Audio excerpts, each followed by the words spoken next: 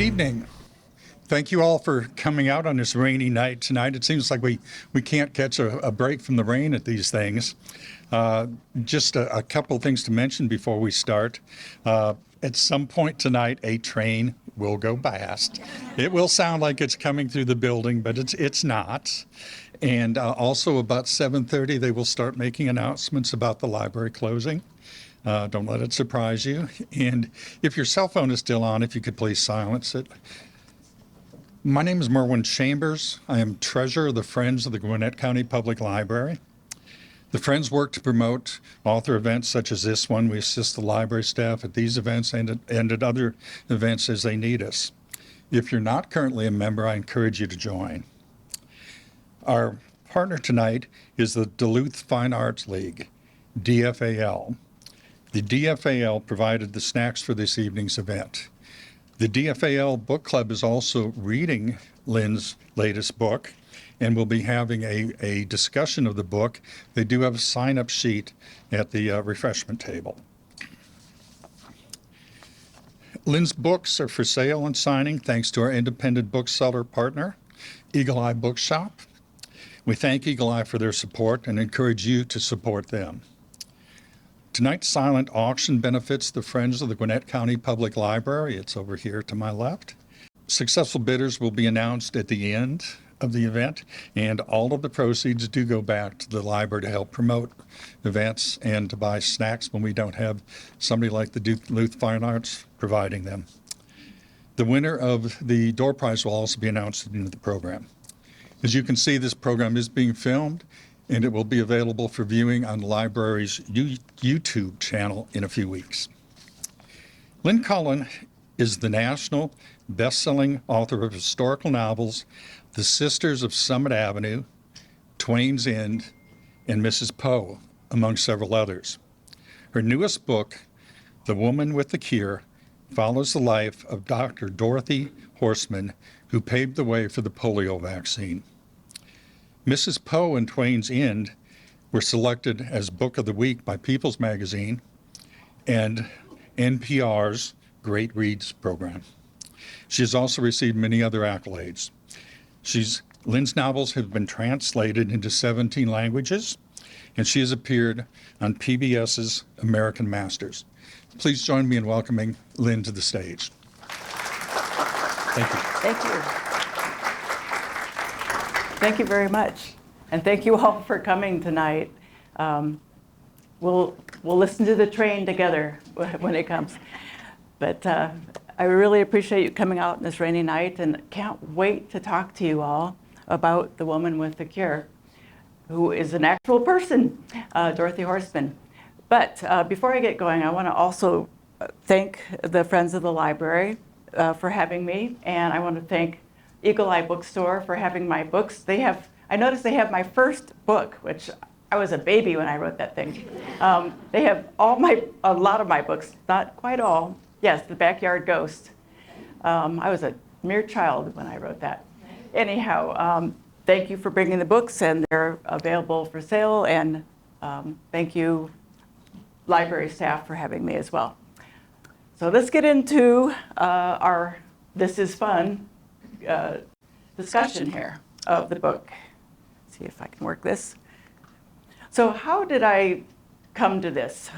Well, for years I have walked with a friend in the neighborhood who works for the CDC. At the time she was an oral historian.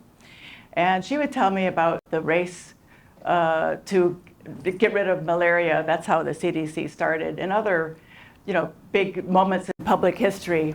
But the one that really got my attention was the race for the polio vaccine. And what was noteworthy to me about it was the race between Jonas Salk, this man right here, and Albert Sabin to be the first with the vaccine.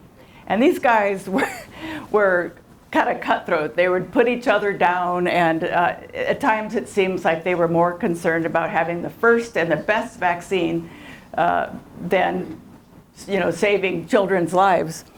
So they were like gods in their way. Here he is with his bottles as if he'd come down from the mountain with this vaccine he just developed.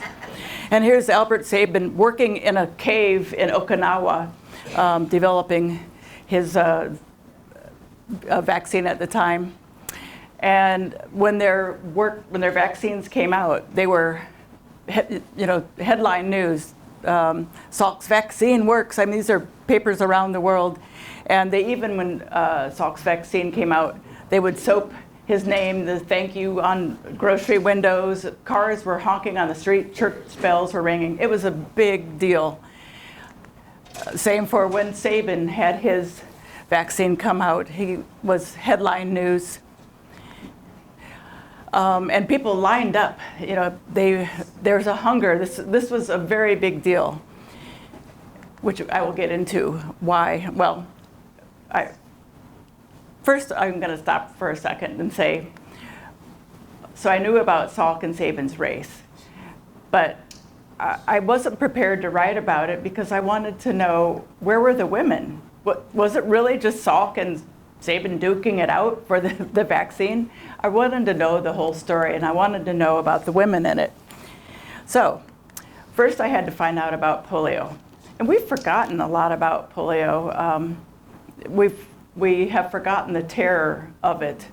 In its time, it was the scariest, let's just say the greatest fear for the American public was nuclear war.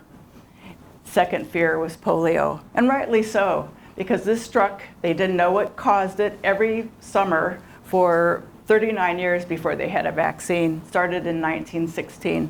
And everybody knew what polio looked like. Like, here's the two symbols that were on people's minds. This is an iron lung and the braces that children would wear. They didn't have any treatment for it.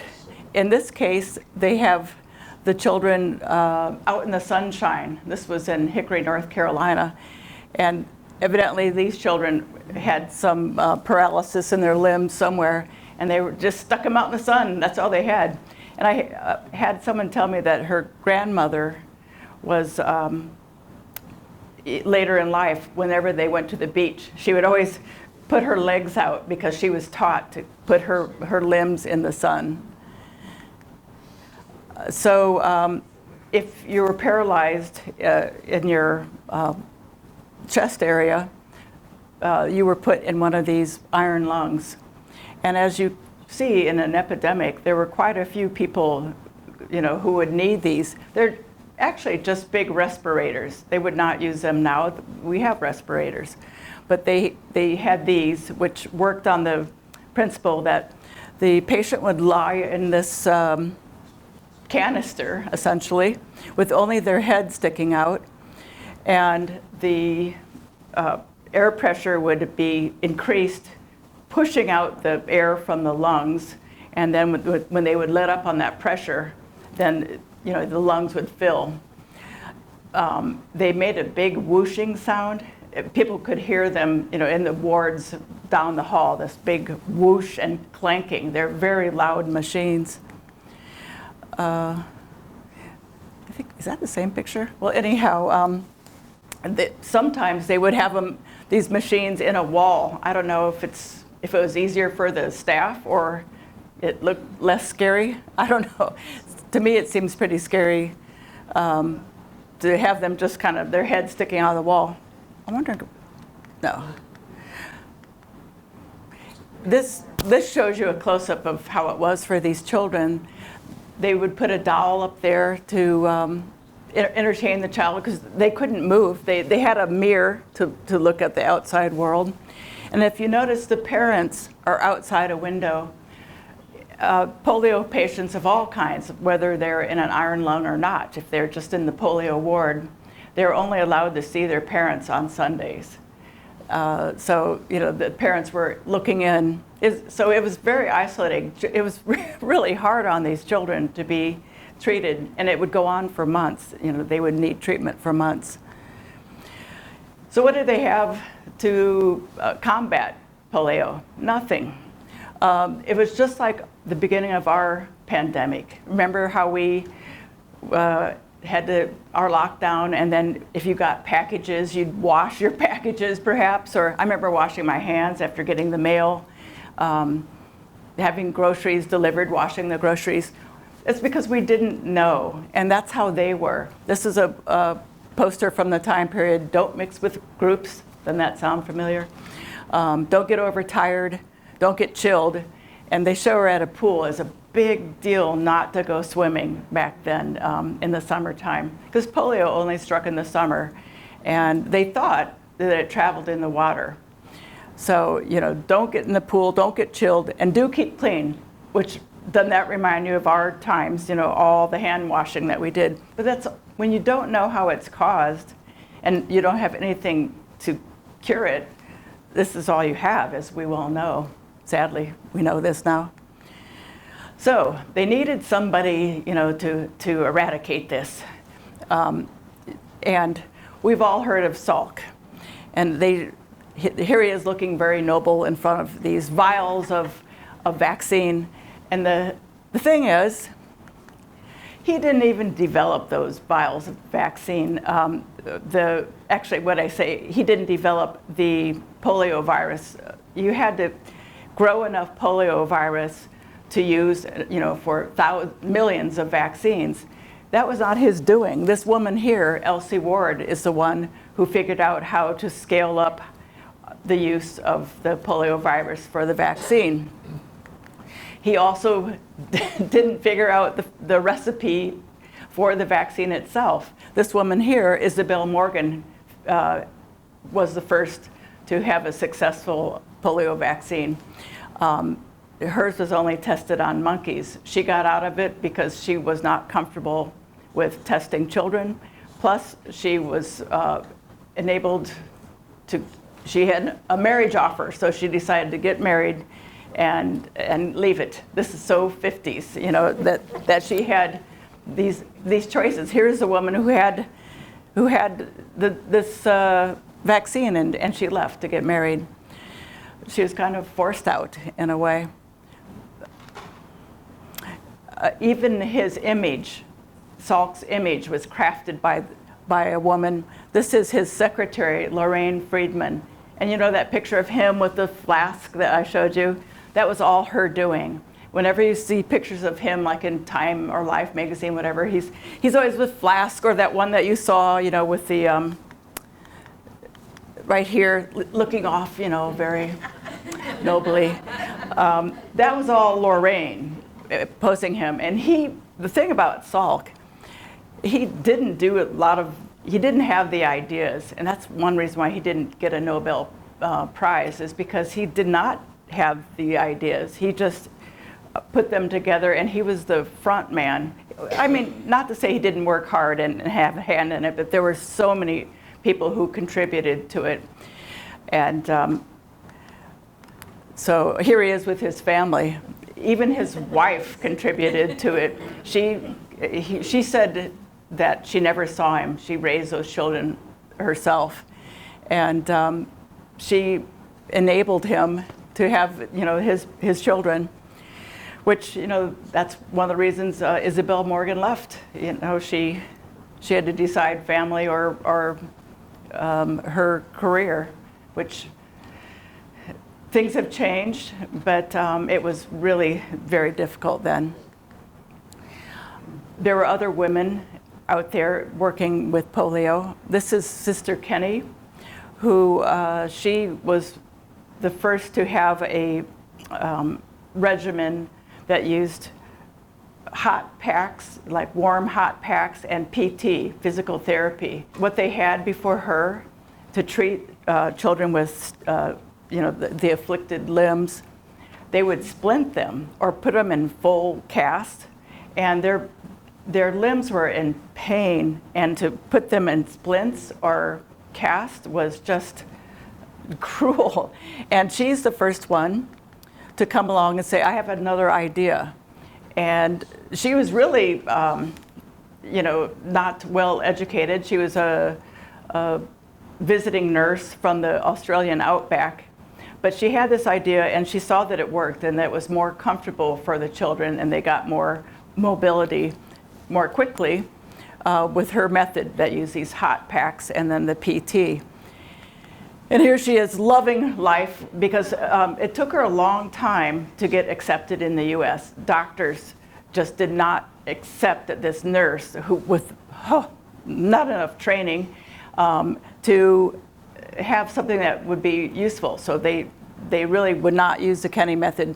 Eventually though, they broke down and she became accepted, and in fact, they had some Kenny institutes, and she had the audacity to want to be in charge of one, and she was run out of the country, and she went back to Australia and died just a few years later after she was driven out of the US, broke and heartbroken. I'm telling you all these sad things just because this is how it was for women in science. Here's Sabin with his wife. He was enabled to have his family by her. She gave up a photography career to support him. And when I was writing the book, trying to find my main character from these women in polio, I don't have a picture of his lab assistant, Barbara Johnson, but he had a lab assistant who worked shoulder to shoulder with him, and they were developing some tissues that he had with really a terrible strain of polio virus in it. And she touched it. They usually, try not to touch this. She touched it and she did get polio. And it was a really devastating case. She lost use of her limbs, but she came back and became a statistician. She could no longer work in the lab, but she became a statistician. And I thought, that's my girl. I'm going to write a book about her. I like her. But and then in some scenes, there's this Dorothy Horseman character who kept stealing the scene. And I saw more of Dorothy when I was looking through this this is Life magazine from 1944, from the Miracle of Hickory, which was the summer of 44. Polio swept through the Charlotte area, and it was so devastating that the Charlotte hospitals and in the area were full. They had patients on their lawn. They ran out of ambulances. They used hearses to transport the patients to the hospitals. So the March of Dimes, who was the main funding organization for polio, said, we're going to build a hospital in 10 days. And they did. Now, it didn't look like much, and I don't know if any of you are from Hickory, but people who I've talked to from Hickory say there's really nothing left. And that's because it was just a pile of boards. There's nothing solid, but by golly, they got it up in 10 days' time. In fact, there were a lot of tents that were involved, as you see, the nurses going into their tents. Nurses came from all over the country, kind of like for COVID, you know how there were traveling nurses going to different hot spots. It's exactly what happened in polio. So here are nurses. This is a doctor checking on a patient in a hearse because, again, no ambulance. Here is the same doctor, and I learned about him. He came down from Chicago with his nurse. This is the admissions tent. He's down here as well. But I was looking at these scenes from this Miracle of Hickory, and I kept seeing this woman here, this tall young woman. Here she is with the fly traps. They thought for a long while actually, that flies were the carriers of polio.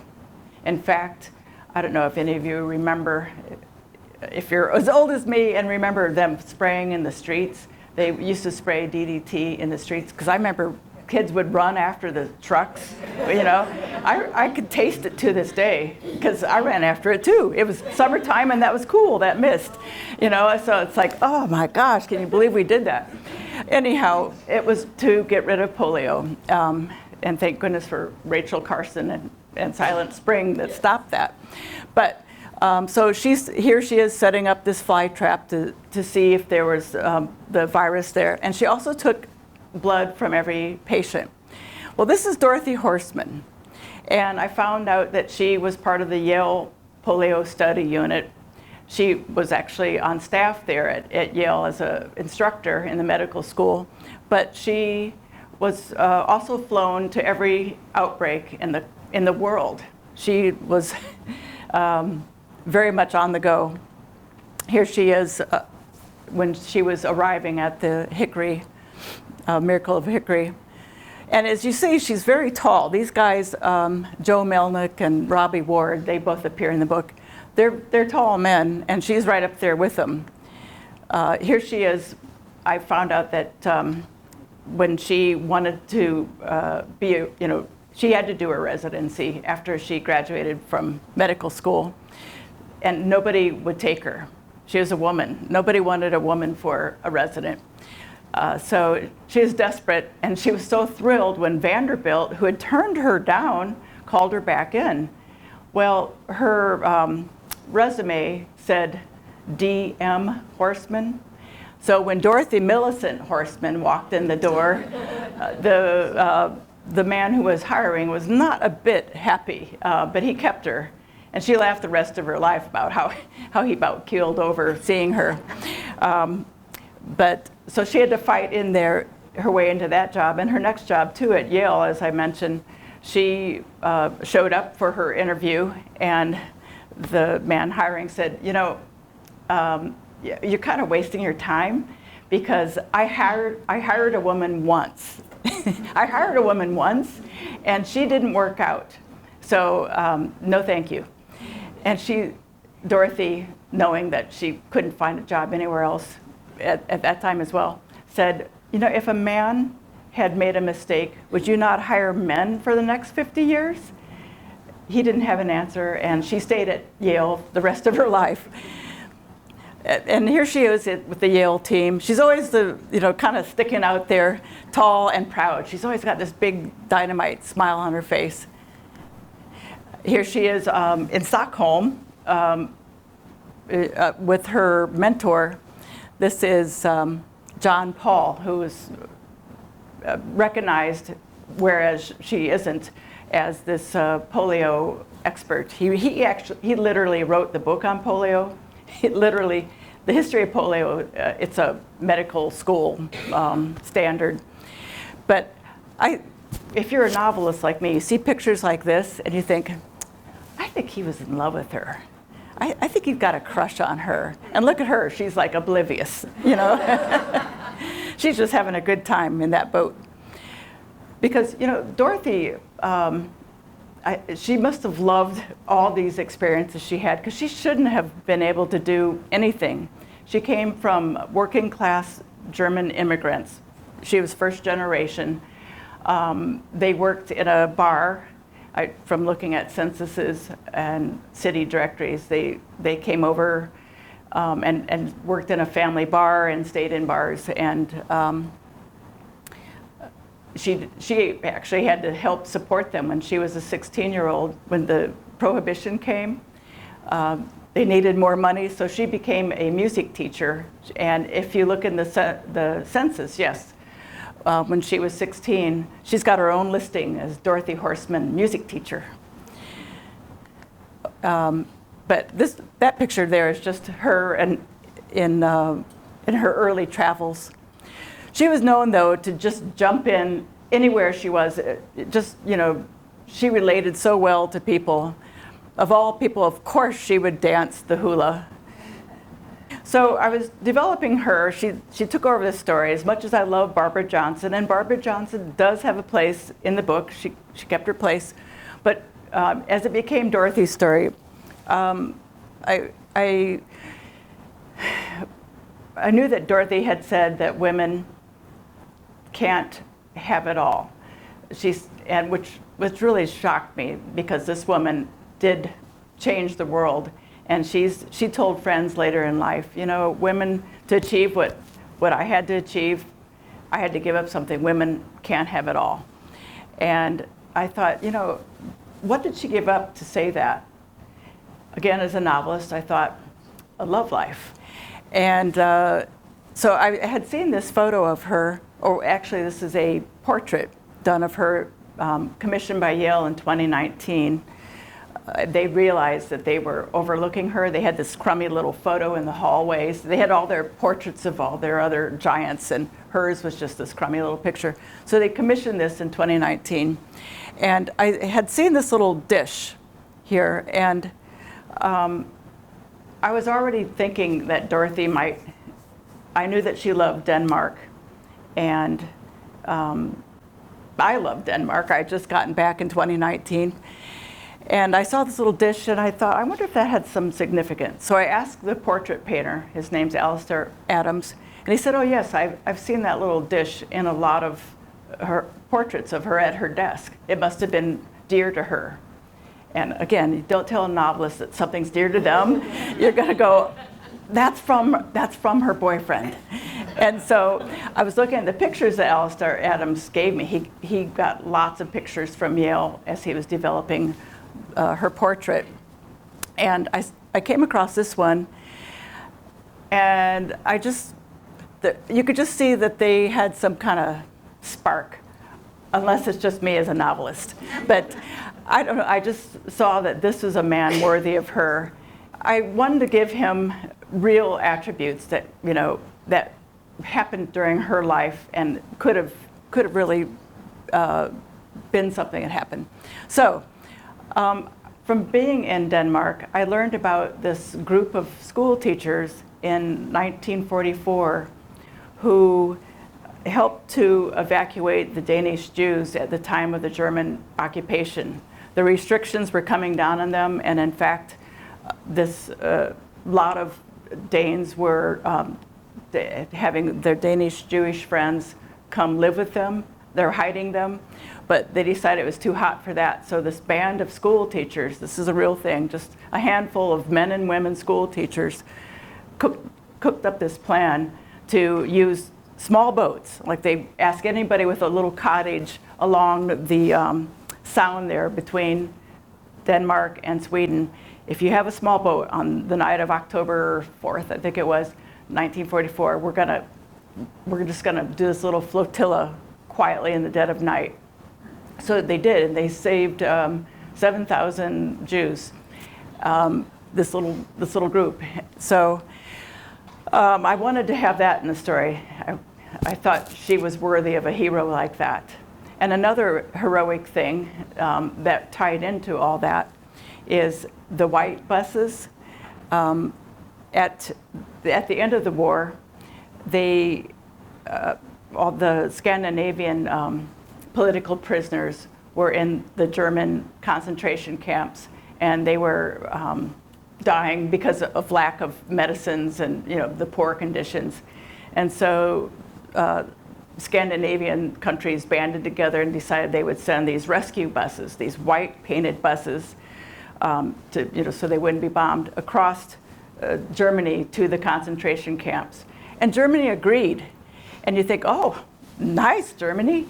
But no, they agreed because at that time they were being bombed like crazy by the Allies, and they thought that they'll just bomb the buses and take care of them for us. And they did. A lot of the white buses were hit. So I wanted to work in these heroic moments with Dorothy, who was having her own heroic moment. Here she is studying away to make her discovery, which was, in a nutshell, she figured out how polio worked in the body.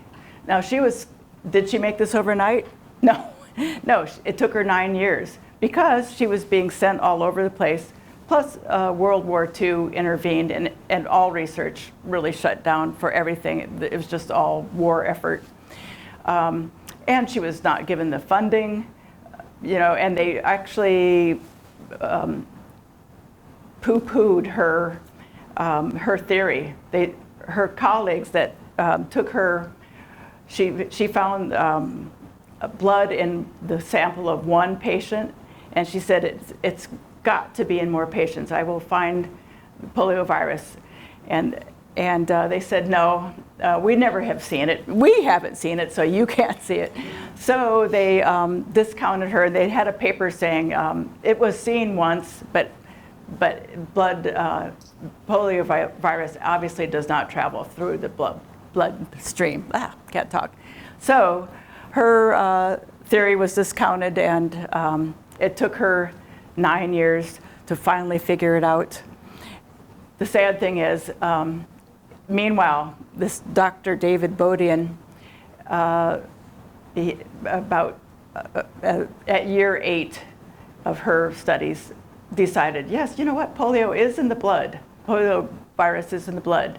And he quickly got his funding, and so they made a joint discovery.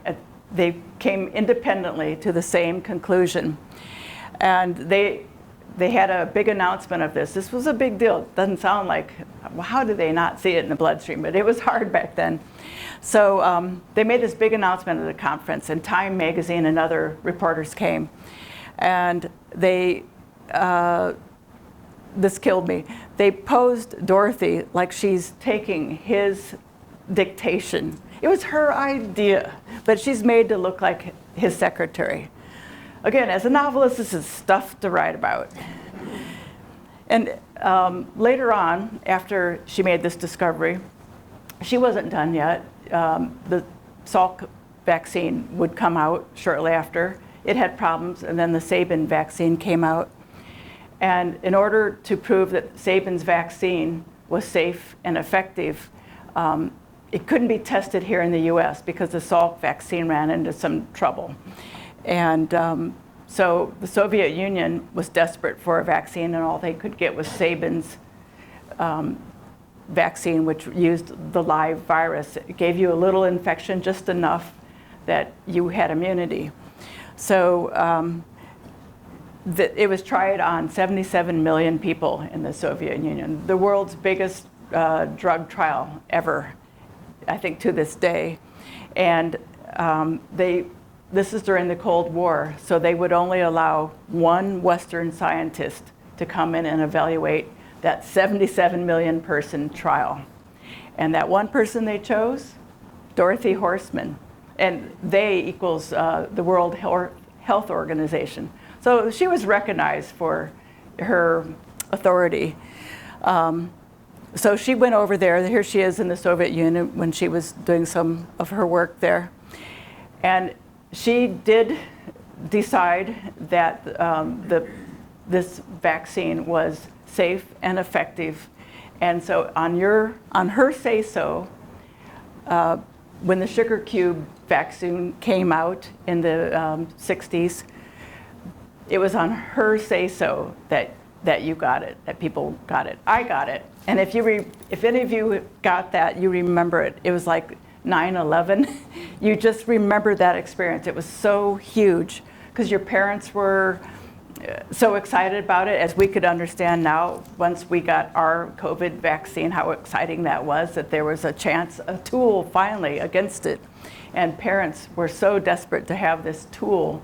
And so it was on Dorothy's say-so. She's touched all of our lives, because even after the sugar cube drive, the oral polio was given to children up into the 1990s, and then the Salk vaccine was used more here in the US.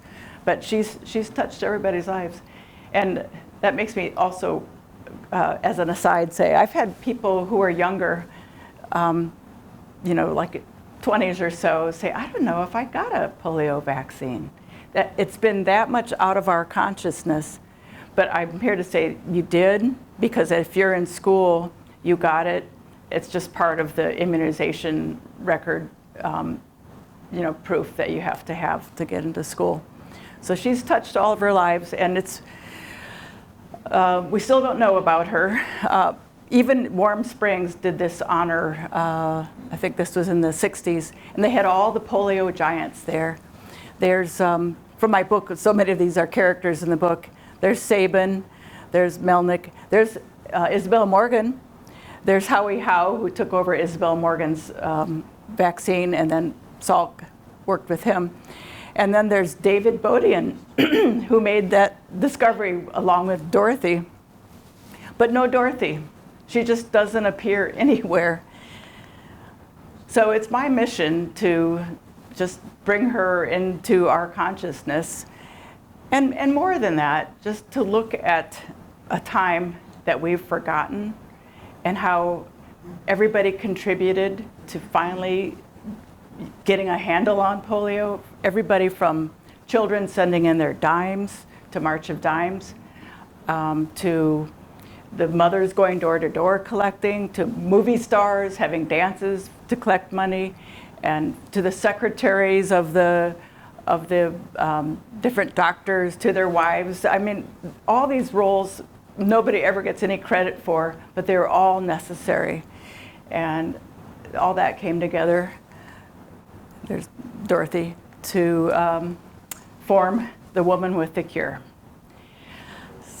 So that is, I'm waiting for an announcement or a train or something. But that concludes the talking portion. Thank you.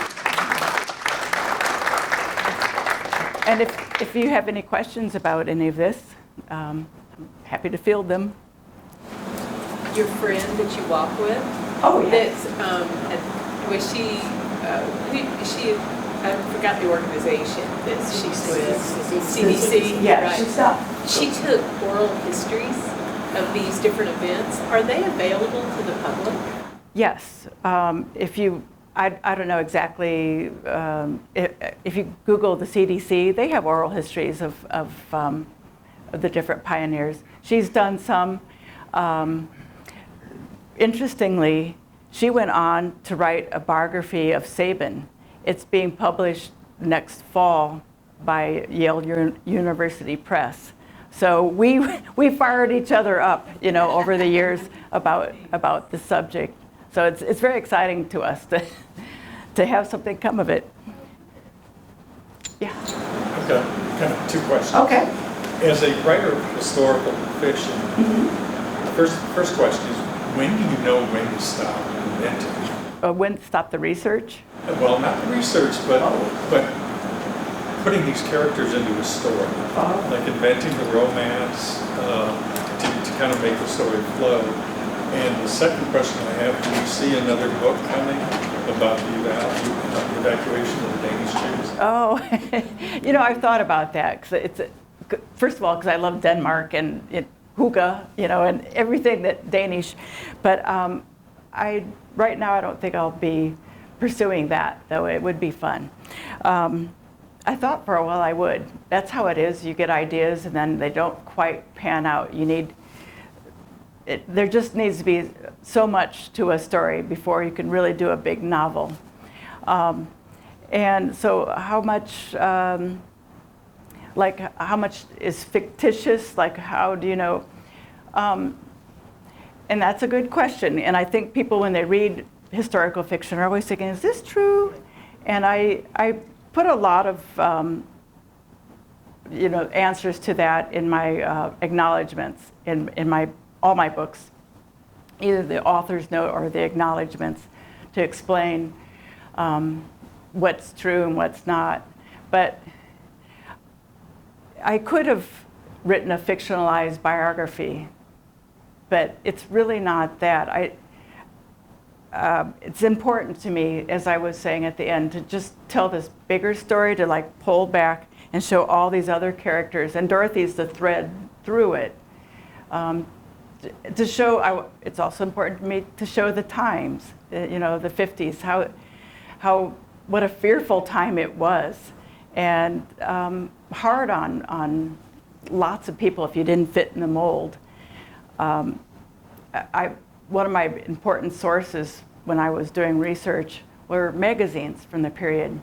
And some of you who might remember how important Life magazine and Time magazine, that's how we saw the world. And they were a great resource to see just how it shaped how we thought. And I think the advertisements, for example, in those magazines, they were so telling. They showed us how to be, and it wasn't always great. I used this one advertisement for the book where this comes from that same issue of her sitting there with Bodie and taking his dictation. They show a woman advertising for air conditioning. She's at her vanity in this block of ice. She's in a slip, looking in a mirror, at her vanity in a block of ice. And it's like, that's where they wanted to keep women, you know, in a block of ice. So it's just so indicative, you know, the atmosphere from the ads and all. So that's why historical fiction is a good vehicle to get a whole view of a time period. At least that's why I write it. And also humans, and that's the most important things, how we fit into those time periods in our thoughts and how we're different or the same. Yes. Wasn't it odd that you were writing about a pandemic or writing about polio and going through the pandemic? Yes, yes, yeah. And see, I didn't start it thinking we would be in a pandemic. Whoever wants to be in a pandemic, no. And I remember at first, because remember how we thought, oh, well, okay, they talk about some disruptions.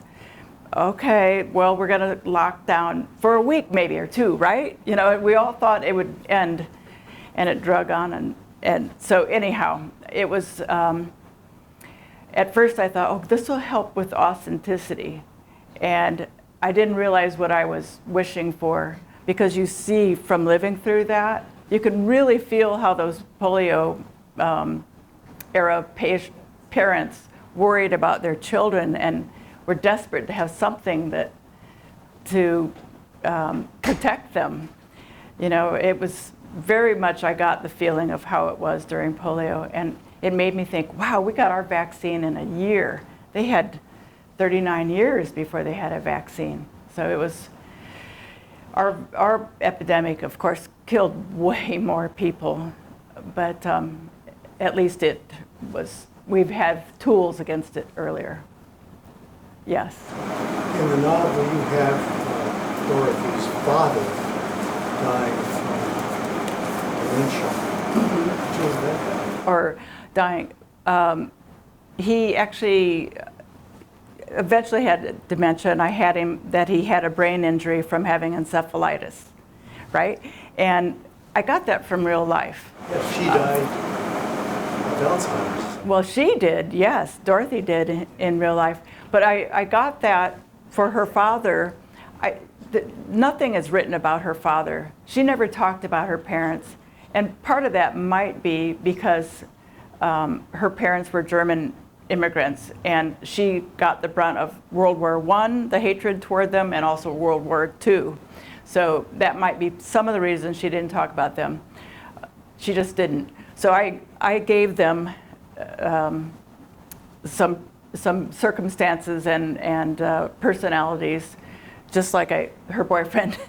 So I didn't know if her father had this brain injury, but my husband did. He had encephalitis, and the way I describe it, you know, her mother finding him was very much how I found my husband. I'm kind of reliving that trauma.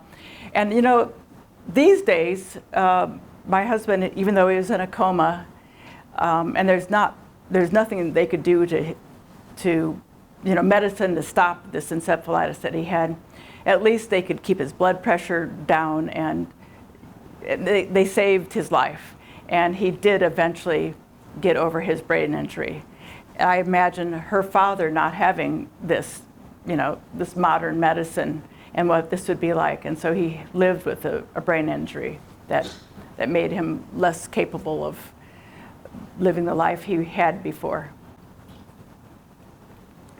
So I looked up really quickly that Dorothy passed away in 2011. So were you able to get any first-hand sources from her for the book? I have talked to people who were her students, and the thing I got from them was that she was the most warm and loving and wonderful presence. She was unusual in the fact that she was just the warmest person ever, which made me want to write about her, that she was just such a great person. Unlike, see, you know, that's the other thing with these men, they're these geniuses, like the legend is that geniuses can be just real terrible rats, real tyrants. And Sabin was. He's known, like my friend Karen's book is called Albert Sabin, A Fierce Joy, because he had his joy when he got his way, but he was very, very fierce. And so here she was she was a genius too, but she didn't, make everybody miserable around her. That's not, you don't have to be that way. He is just arrogant. Any other questions? I'm thrilled that some people have already read the book. Yes, thank you. Oh, thank you. I was just wondering if you have a number of children or the number of people that died during that 39 years. That's a great question, and I had not compiled all the years or all the deaths over the years. But one figure that I was able to keep in my very non-number-oriented brain is that in the worst year of the pandemic, like it started out with lesser numbers and it got worse and worse, and then the peak year was 1952, and 68,000. There were 68,000 cases of paralytic or deaths of polio. The following year wasn't much less, but it was the worst.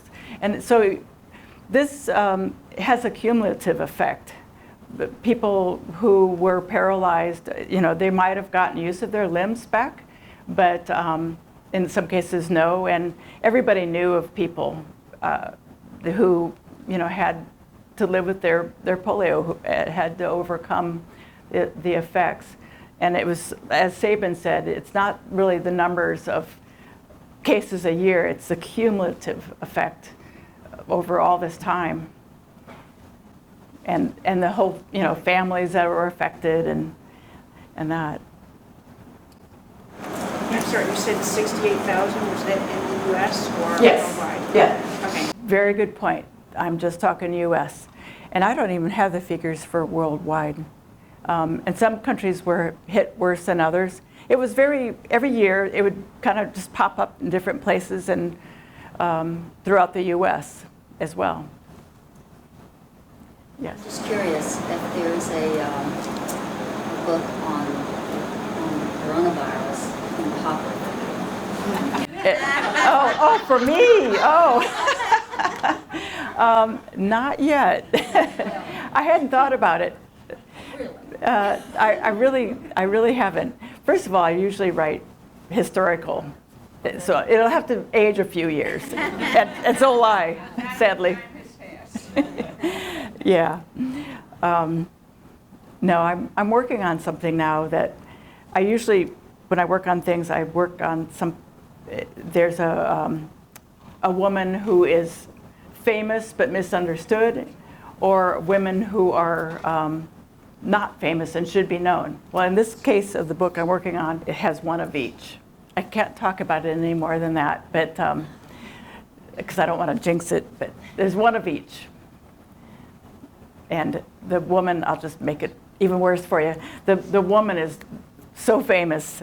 She's everybody, you've all heard of her, and I've been wanting to write about her my whole life. So. A teaser. Yeah. Yeah. Now I got to live up to that. Anyhow. Yes. In this book, did you address FDR's polio at all? I mentioned it, yes, because I have scenes in Warm Springs. I've gone there long before this book. This book's been kind of brewing in my head ever since I was a kid, even with my getting that first sugar cube vaccine, and loving to go to Warm Springs. And I don't know if you've been there. It's got the best museum and the rehabilitation center. When I first moved here, you could actually go. It was just open. You could touch the water. I think you still can touch the water if you wanted, but it was not developed yet, and you could see those pools and all. But yes, he's in there. He doesn't play a huge part, but the whole country knew about him, and I think he was a lot of an inspiration that he fought it really hard. And there are people who say he hid it. He didn't really hide it. He just wanted to show that he was strong and he could walk. But everybody knew that he was in braces. If you go to the museum, there's that whole display of all the canes that people sent him from around the world. They all knew that he used canes and, you know, was working with his polio. Any other questions? You guys have had good ones, and the library is closing, so. So yes, so I'm going to turn it over to this exciting prize, door prize time. Thank you. Thank you. Thank you, Lynn. Wonderful. Wonderful evening. We will not kick you out because the library is closing. If you want to check your bids on the silent auction, thank you for a wonderful book. Well, I think thank you, because those of us who are of a certain age may have nightmares tonight about diving under our metal desks and putting our hands over our heads for atomic bomb drills. And also the pictures that the teachers would show us of kids in iron lungs in order to solicit donations for March of Dimes. And in my case, I grew up in Minnesota, and one of the big collections was for the Sister Kenny Foundation. Exactly. But thank you very much for writing this book and reminding us all, as most of you probably know, and as my wife frequently reminds me, behind every successful man is a very determined woman. And I think in the case of the cure for polio, there's a whole string of women we should be thanking for the cure. Thank you for reminding us of that. It was very enlightening. One item of business, we will take care of the awarding of the door prize. You want me to read it? Sure. Gail Morris, get your prize. And Lynn will be available to sign your books at the table over here. Please keep the line orderly.